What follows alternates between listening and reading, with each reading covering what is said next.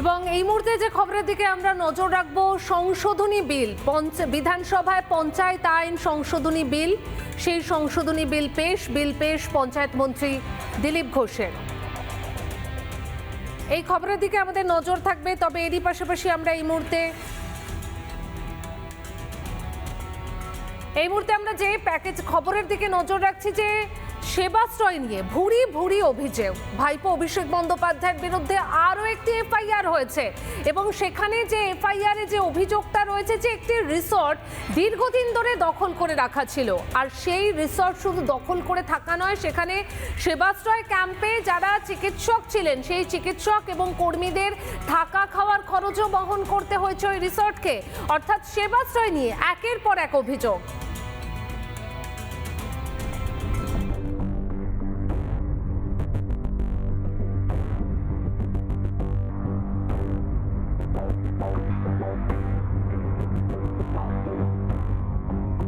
ইতিমধ্যে দাঁড়িয়ে রয়েছি কৈলার যে ক্রিক যে ক্লাব বা রিসর্ট সেখানে, আর সেবাশ্রয় ক্যাম্পে মোট 36টি রুমের মধ্যে এই যে পরপর লন দিয়ে যে রুমগুলো রয়েছে, 36টি রুমের মধ্যে 22টি রুম নিয়েছিল সেবাশ্রয় ক্যাম্পে ব্যবহারের জন্য। যারা কর্তৃপক্ষ রয়েছে বা যারা দায়িত্বে রয়েছে, অ্যাডভাইজার সহ যে ম্যানেজার রয়েছে, তাদের বক্তব্য যে তারা কিন্তু কোনো গেস্টকে তারা এই আর বুক করতে পারেনি বা দিতে পারেনি, কারণ যেহেতু সেবাশ্রয়ে চিকিৎসকেরা ছিল এই সব রুমে। তাপ নিয়ন্ত্রিত যে রুম, যে এখানে যে তাপ নিয়ন্ত্রিত রুম পাশাপাশি এরকম প্রায় একাধিক অর্থাৎ 22টি রুম নেওয়া হয়েছিল। রুম ভাড়া সহ খাবারের বিল মূলত বাকি রয়েছে, এমনটাই দাবি কর্তৃপক্ষদের। 30 লাখ টাকার মতো টোটাল খাওয়া দাওয়া সবকিছু নিয়ে যে বিলটা, সেটা আমরা এখন অব্দি রিকভার করতে পারিনি। এই সেবাশ্রয় এখানে একটা ক্যাম্প হয়েছিল, সেখানে তার অফিসিয়ালস যারা আছেন তারা এখানে থাকবেন, খাওয়া টাকা তাদের ট্রান্সপোর্টেশন সব মিলে দিলে একটা বিল হয়েছে। দেখা করলে বলে যেটা বলা হচ্ছে যে ক্লাবের ক্ষতি হবে, ক্লাবের ক্ষতি হতে পারে। 20 থেকে 30 লক্ষ টাকা বাকি পড়ে রয়েছে। যখনই চাওয়া হতো তখনই মিলতো হুমকি। পাশাপাশি বিভিন্ন খাবে, ধরুন বিভিন্ন কোনো অনুষ্ঠানে তাদের কাছ থেকে টাকা চাপ দেওয়া হতো।